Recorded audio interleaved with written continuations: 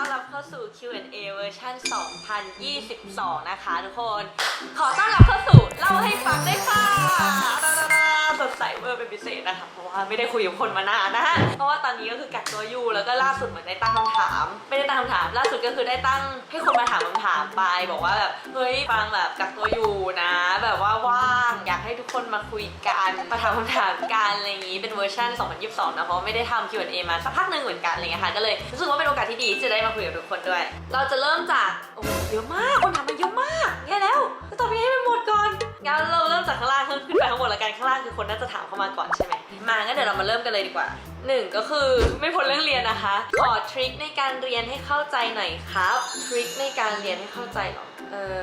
ของเรานะปกติจริงๆคือเราเป็นคนแบบจะตั้งใจเรียนในห้องเลยในคาบอะไรเงี้ยเหมือนว่าถ้าสมมติเราเข้าไปเรียนก็คือจะพยายามตั้งใจทำให้แบบชั่วโมงนั้นน่ะได้อะไรกลับมาก็พยายามแบบตั้งใจฟังก็พยายามจดเลคเชอร์แต่ละคนมันก็คงมีเทคนิคต่างกันอะไรเงี้ยแต่คือเราจะเป็นคนที่แบบคือถ้าสมมติเข้าเรียนก็คือจะตั้งใจแต่ว่าถ้าสมมติไม่เข้าเรียนก็คือไม่เข้าไปเลยนึกออกปะเพราะไม่งั้นมันเสียเวลาในการที่แบบจะเข้าไปเรียนแล้วก็ไม่ได้อะไรก็เลยรู้สึกว่าแบบพยายาม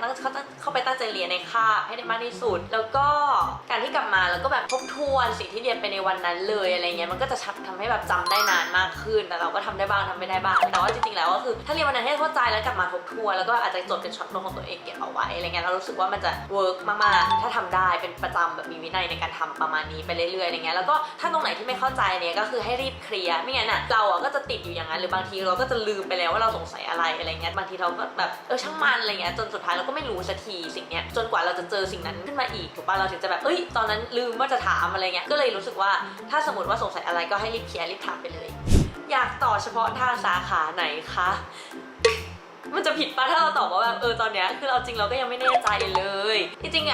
มาแต่ละช่วงเวลามันก็คือแบบเปลี่ยนไปเรื่อยๆอะไรเงี้ยวนเจออะไรบางทีก็ชอบอันนั้นแล้วก็ศึกษาเพิ่มแล้วก็เราก็ไม่ได้ชอบอันนั้นแล้วก็เลยเปลี่ยนไปชอบอย่างอื่นอะไรเงี้ยตอนเนี้ยเอาตรงๆก็เลยยังไม่ได้รู้เลยขนาดนั้นนะว่าจริงๆแล้วว่าอยากจะเรียนอะไรต่อแต่จริงๆก็มีในใจบ้างอยู่แบบ2-3อย่างแต่ว่าก็เดี๋ยวขอแบบถ้าแบบเรียนต่ออะไรแล้วเดี๋ยวไว้ค่อยมาอัปเดตให้ฟังละกันนะคะมันเอาจริงคือหมายถึงอยากพูดตรงนี้เหมือนกันคือหมายถึงว่าแบบพอยิ่งแบบโตขึ้นอะไรเงี้ยเหมือนยิ่งพอเราอยู่ตรงเนี้ยคือเราอยู่ปี6และเพื่อนที่เรียนคณะอื่นๆก็คือจบกันหมดแล้วทำงานกันไปมีประสบการณ์2 ปีหรือบางคนก็คือเริ่มทำอะไรของตัวเองแบบจริงจังแล้วอะไรเงี้ยหรือว่าแบบเพื่อนบางคนที่แบบเขาแบบรู้ว่าตัวเองอยากเป็นอะไรชัดเจนมากๆมันก็จะมีบางโมเมนต์เหมือนกันที่ทำให้แบบกลับมาสะท้อนกับตัวเองว่าทำไมเรายังไม่รู้เลยว่าเราอยากเรียนอะไรต่อเราอยากทำอะไรต่อขนาดนั้นนี่แบบหมายถึงว่าเปรียบเทียบกับเพื่อนอะไรเงี้ยแต่ก็อยากจะบอกทุกๆคนหรือแบบหลายๆคนก็อาจจะอยู่ในสถานการณ์เดียวกันกับฟังอะไรเงี้ยว่าแบบก็ไม่เป็นไรเราก็ค่อยๆหาตัวเองกันไปแต่ละคนมันจะแบบมีเพสที่แตกต่างกันอยู่แล้วอะไรเงี้ยเนาะแบบแต่ละคนก็จะมีไทมิ่งของตัวเองที่แตกต่างกันก็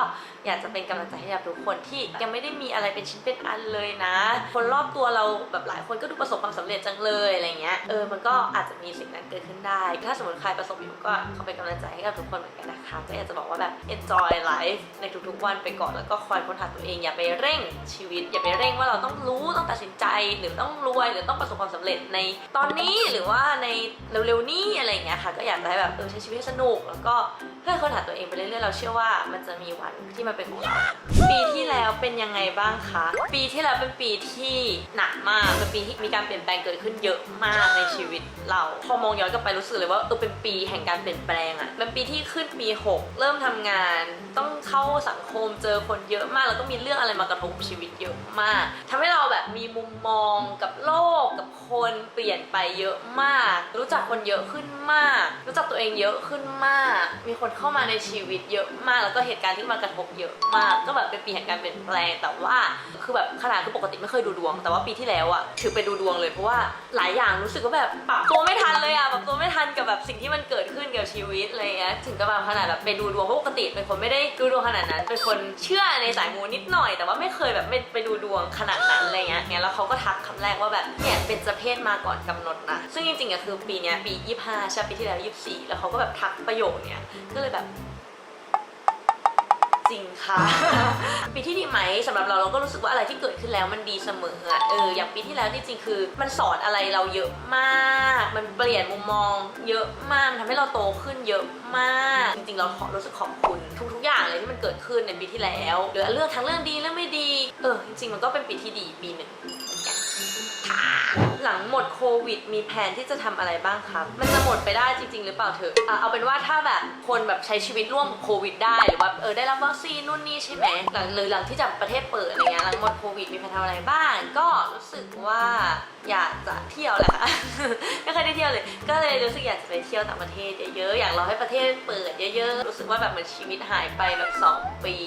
เพราะจริงๆคนชอบเที่ยวมากเป้าหมายที่อยากทำในปีนี้ครับเชื่อป่ะตอนเด็กๆอ่ะเป็นคนที่แบบมี New Year Resolution ทุกปีเลยแบบจะเขียนแบบทุกปีว่าแบบปีนี้อยากทำอะไรนู่นนี่แต่ปีนี้ไม่ได้มีเขียนอะไรเลยอะไม่เขียนอะไรเลยแบบโตขึ้นมารู้สึกตายด้านไปกับทุกอย่างเลยอ่ะแต่ว่าเป้าหมายอยากทำในปีนี้ก็คงแบบอยากเรียนจบแล้วอะไรเงี้ยตอนนี้จริงๆก็คือใกล้จบแล้วค่ะอีก2 เดือนก็จะจบแล้วก็อย่างแรกก็คืออยากเรียนจบแบบ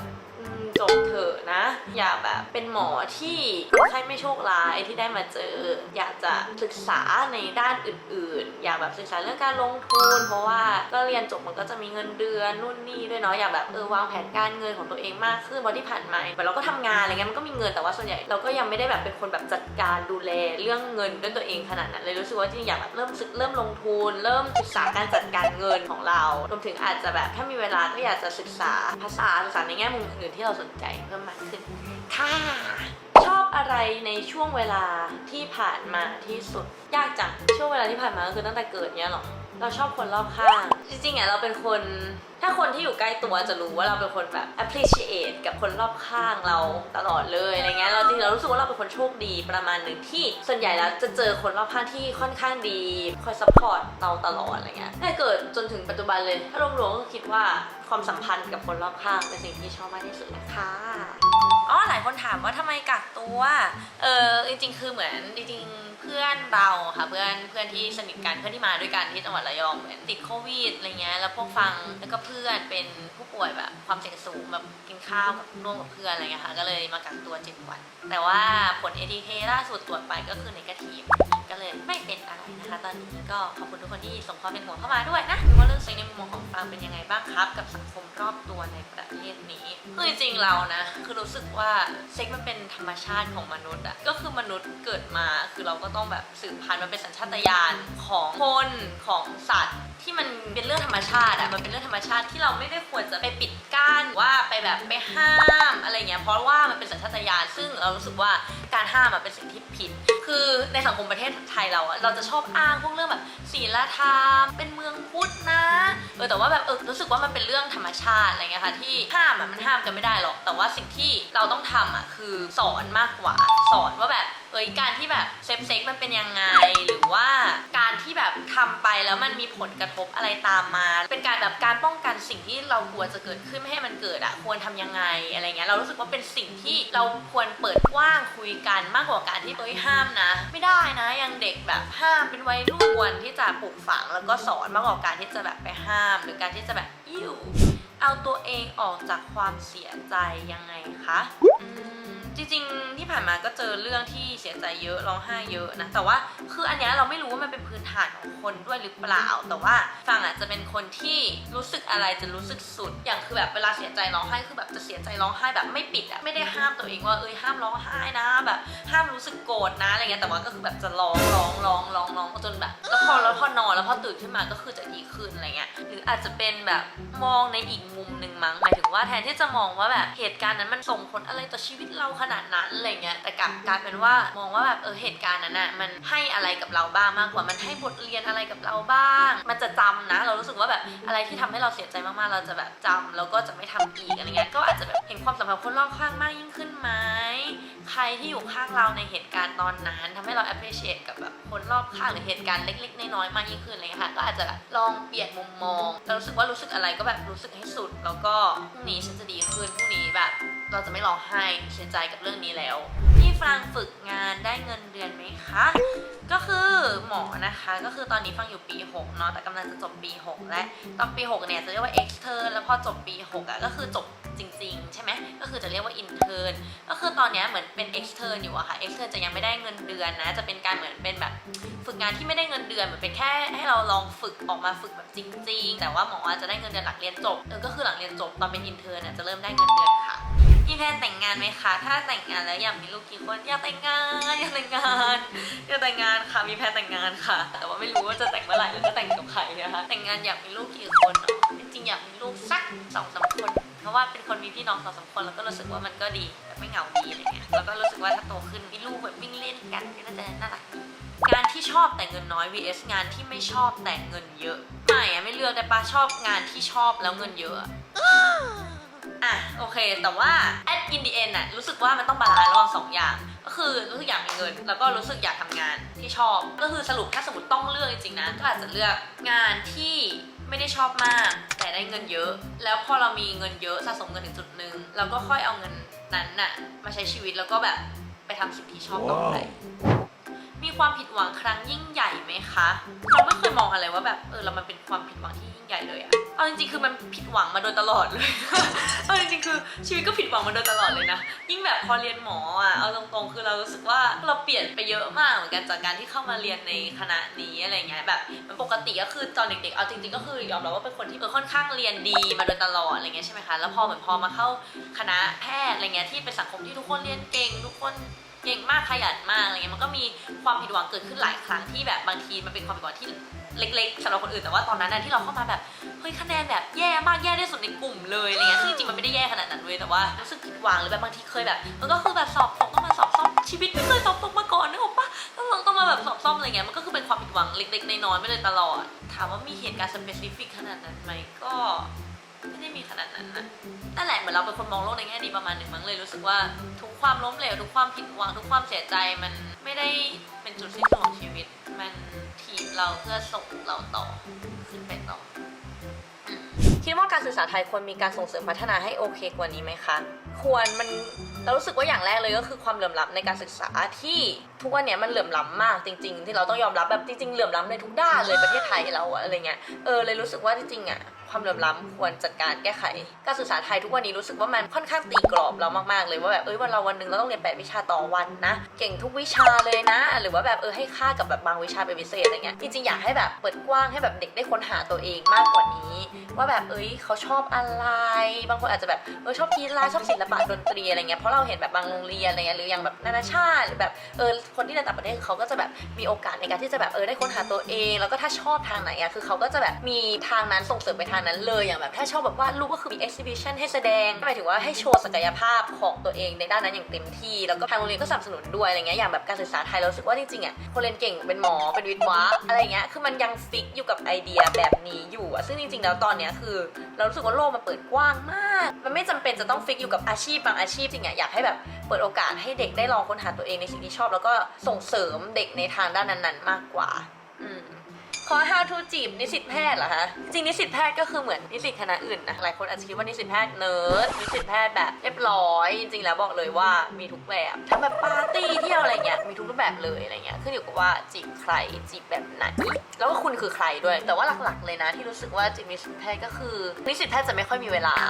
ก็คือต้องเข้าใจเขาต้องไม่ตื้อเกินเข้าใจเรื่องของแบบเวลาเรื่องการเรียนที่เขาจะต้องทุ่มเทกับการเรียนจะสอบบ่อยอาจจะไม่ได้มีเวลาออกไปแฮงเอาท์ด้วยบ่อยขนาดนั้นแต่ก็คือต้องเข้าใจไม่รู้ว่าจะแบบมารับตรงนี้ได้ไหมกับชีวิตที่แบบอาจจะเป็นรูทีนประมาณนึงมาเรียนกับบ้านอ่านหนังสือมันก็อาจจะมีบ้านที่แบบไปแฮงเอาท์ไปปาร์ตี้แต่ว่ารู้สึกว่ามันน้อยกว่าสาขาวิชาชีพอื่นๆประมาณนึงเลยคิดยังไงกับการเหยียดเพศแล้วก็บูลลี่ภาพลักษณ์ของคนอื่นบ้างคะหนูไม่มั่นใจเลยทุกวันนี้เขายังบูลลี่ภาพลักษณ์เขายังเหยียดเพศกันอยู่อีกเหรอมันเป็นอะไรที่แบบก็คืออยากจะบอกว่าไม่ต้องไปสนใจค่ะรู้สึกว่าคนที่แสดงออกอย่างนั้นนะคือเหมือนเขามีปมอะไรของตัวเองแล้วต้องการที่จะแบบเหยียดคนอื่นเพื่อให้ตัวเองดูสูงกว่าเพราะฉะนั้นก็คือปล่อยเขาไปค่ะเรื่องของเขาค่ะเราสวยค่ะเรามั่นใจค่ะเราเป็นตัวเราแบบค่ะเราอย่าไปเป็นทาสกับคำพูดของใครหรือความคิดของใครเพราะเราเป็นชีวิตของเราเองเรามีอิสระทุกคนเรามีอิสระแล้วแบบเดี๋ยวนี้เขายังเหยียดเพศบูลลี่ภาพลักษณ์ของคนอื่นเหรอ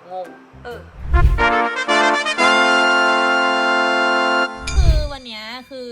ออยากจะแบบ Q&A คือฟังทำ Q&A ตอนนี้อะไรเงี้ยแล้วมีคนถามถึงเมลเยอะมากแบบมากเลยรู้ไหมครับผมค่ะก็นั่นแหละทุกคนคิดถึงอะไรเงี้ยแล้วคนก็ถามมาเยอะว่าแบบแบบเลิกกับพี่เมลแล้วหรอแบบเป็นยังไงบ้างความสัมพันธ์เป็นยังไงบ้างไม่เห็นลงรูปวาเลนไทน์เลยแบบเมลเป็นยังไงบ้างอยากให้มาทำคลิปด้วยกันจังเลยนู่นนี่ให้เมลเลือกเลยเมลตอบบางพูดเยอะเลยก็ถ้าเรื่องว่าความสัมพันธ์เป็นยังไงนะครับผมก็ตอบ อย่างชัดเจนเลยนะครับตอนนี้นะครับก็คือเราเป็นเหมือนพี่น้องกันครับพี่น้องเป็นเหมือนเพื่อนกันเป็นแบบนั้นนะครับผมแล้วก็เป็นเอาง่ายๆจริงๆผมไม่ได้มองว่ามันจะเป็นแบบพี่น้องเป็นเพื่อนหรือเป็นอะไรแต่ว่าก็จริงก็เป็นคนที่เหมือนอยู่ด้วยกันมานานเนาะโตด้วยกันมาอะไรเงี้ยก็รู้สึกว่าจริงๆแล้ววางไว้เป็นแบบว่าก็คนสองคนที่หวังดีต่อกันเสมอละกันผมมองแบบนั้นมากกว่าไม่ว่าต่อจากนี้มันจะเป็นยังไงต่างคนต่างเดินไปในทางไหนอะไรเงี้ยก็รู้สึกว่าก็ยังมีอีกคนที่ก็ยังหวังดีเสมอหน้าอะไรแบบเนี้ยครับมันเป็นความหวังดีอะแค่นั้นผมมองว่ามันเป็นเรื่องดีๆมากกว่าเหลือแต่เรื่องดีๆไว้มากกว่าอะไรแบบนี้ครับมองว่าเป็นความหวังดีต่อกันวางเป็นความสัมพันธ์แบบนั้นไปก็สบายใจเหมือนกันโอเคตอนนี้เราอาจจะแบบไม่ได้ไปอยู่ในสถานะแบบแฟนกันอะไรขนาดนั้นแต่ว่ารู้สึกว่ายังไงก็คือเป็นคนที่แบบหวังดีมากๆฟังรู้ว่าเมลหวังดีต่อฟังมากๆแล้วฟังก็หวังดีกับเมลแบบมากๆเหมือนกันอะไรเงี้ยแบบมีอะไรก็คือแบบคุยได้ตลอดอะไรเงี้ยเขาเรียกว่าไงก็ยังอยากไปยินดีในทุกความสำเร็จของเขาที่เขาเดินต่อไปเลยครับแต่ก็อยากเห็นเขาสำเร็จต่อไปอะไรแบบเนี้ยในแบบหนึ่งของเขาอะไรแบบนี้ครับก็รู้สึกว่าเราคิดแบบนี้เราก็โอเคเหมือนกับจุดนี้นะครับจริงๆฟังแบบเหมือนที่เมลเคยบอกฟังแหละมันแบบว่าฟังรู้สึกว่าแบบมันเป็นความสัมพันธ์ที่สวยงามนะอะไรเงี้ยแบบหมายถึงว่า7 ปีที่ผ่านมาคือมันแบบมันดีมากไม่ได้รู้สึกว่าอยากจะไปแก้ไขอะไรเลยอะไรเงี้ยใช่ใช่คือถ้าย้อนกลับไปคิดว่ายังไงก็ทำเหมือนเดิมจริงเขาบอกนะคะว่าเมลแบบเป็นผู้ชายที่เอาดีๆก็คือแบบดีมากใช่เหมือนคนถามอะไรไม่รู้มาเยอะมากเลยแต่ว่าก็คือประมาณนี้แหละหมายถึงว่าจริงๆคนก็แค่อยากรู้สถานะแล้วมั้งแต่ก็แบบไม่ได้โกรธกันแบบหมายถึงว่าจบกันด้วยดีอะไรอย่างเงี้ยแล้วก็อนาคตจะได้เห็นมาทำ YouTube ร่วมกันไหมคะเนี่ยไม่ต้องห่วงเลยครับอนาคตยังไงต้องไปคอลแลบอยู่แล้วครับเพราะว่าตัวเองเนี่ยก็ทำ YouTube ของตัวเองครับก็จากที่ทุกคนอาจจะเคยเห็นผมในช่องเล่าให้ฟังแล้วนะฮะในช่องผมนะครับแจกความสดใสได้มากกว่านั้นนะครับไม่หรอกครับก็คือแบบว่าผมจะทำช่องในสไตล์ของผมนี่แหละเป็นอีกแบบนึงฝากไว้ด้วยแล้วกันเนาะแล้วก็ถ้ายังไงอนาคตเนี่ยมีโอกาสยังไงต้องไปคอลแลบกับเล่าให้ฟังอยู่แล้วขอเป็นแขกคนแรกได้ไหมคนแรกได้แต่ยังไม่รู้นะว่ารายการอะไร ก็ประมาณนี้นะทุกคนก็หวังว่าจะไขข้อข้องใจอะไรอย่างเงี้ยหลายคนก็ถามมาแหละเมลแล้วชีวิตตอนนี้เป็นไงบ้างชีวิตเป็นไงบ้างสุดท้ายอยากบอกอะไรไหมคะส่งท้ายคือถึงแฟนๆช่องเล่าให้ฟังครับว่าขอบคุณมากๆเลยจริงๆแบบทุกอันเพราะว่าในช่องเล่าให้ฟังเองคือเมลก็มีอันที่เมลถ่ายคลิปแบบขโมยยึดช่องนึงว่านหรือว่าอะไรก็ตามอะไรเงี้ยที่เป็นพาร์ทของผมเต็มๆด้วยอะไรเงี้ยซึ่งแบบก็ได้รับความอบอุ่นแล้วก็ได้รับความรักจากแบบแฟนๆช่องเล่าให้ฟังมากแบบไม่ว่าคำติชมต่างๆพวกนั้นคลิปพวกนั้นมันก็เป็นส่วนที่ทำให้ผมกล้าที่จะทำช่องของตัวเองขึ้นมาด้วยอะไรเงี้ยครับงั้นก็ฝากติดตามช่องทั้งของฟางแล้วก็ของเมลด้วยนะคะทุกคนไปกด Subscribe ไม่ได้บอกชื่อช่องแล้วขอโทษทีสุดท้ายจริงๆแล้วMelpires นะครับผม Melpires MELPIRE นะครับไปติดตามกันได้นะครับขอบคุณมากเมื่อวานมีการมาอวดว่าทำนู่นทำนี่เองทำแบนเนอร์เองด้วยนะเมลตั้งใจมากๆค่ะทุกคนอยากจะแบบให้ทุกคนไปติดตามดูนะคะโอเคบ๊ายบายเจอกันนะบ๊ายบายค่ะได้เลย โอเคต่อนะคะเมื่อกี้ตอบคำถามเกี่ยวกับแบบเมลไปแล้วเนาะก็คือคุยกับเมลมาแล้วเดี๋ยวฟังตอบคำถามต่ออีกนิดนึงแล้วกันเพราะไหนๆทำ Q&A แล้วก็อยากจะตอบไม่ได้แบบเยอะที่สุดแต่คลิปนี้ก็จะยาวนิดนึงก็ดูกันไปยาวๆเลยนะคะดูเป็นเพื่อนกินข้าวก็ได้นะเขามาให้คำถามเบาๆบ้างขึ้นต้นเพลงช้างที่ร้องคำว่าช้าง3 ครั้งเลย5 ครั้งค่ะช้างต้องเคยเห็นช้างหรือเปล่าช้างต้องเคยช้างรู้สึกว่าส่วนใหญ่ร้อง3 ค่ะช้างกูอยู่ไหน